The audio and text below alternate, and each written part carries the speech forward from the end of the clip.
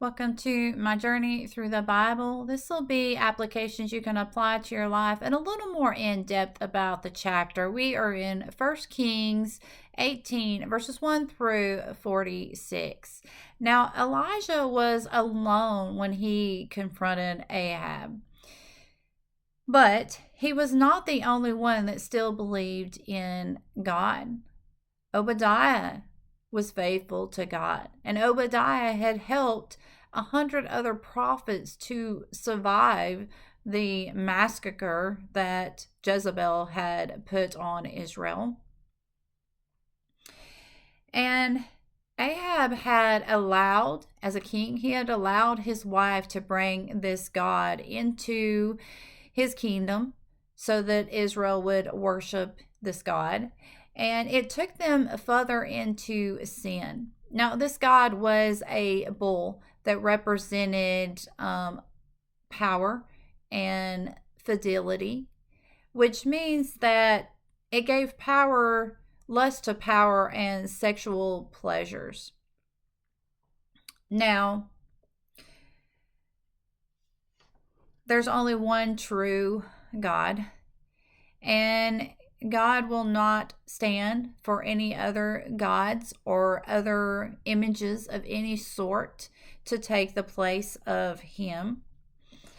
And it can become easy for us to look the other way when we are fulfilling our own personal pleasures.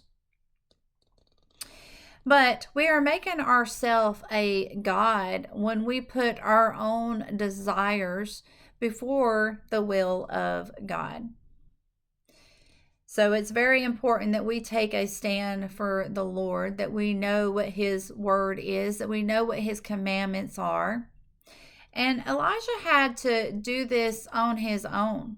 But while there was others that still believed in the Lord, they were too scared to make a stand for the Lord. But once Elijah had called on the Lord and the Lord had consumed the sacrifice with the fire, all the people began to back Elijah up. So sometimes in order of you taking a stand, you may help other people also stand up for what is right as well. Now, if we devote our life to power and status and appearance or material things, then we're going to reach a point of crisis. We're going to reach a point of desperation, and all of these things are going to be useless.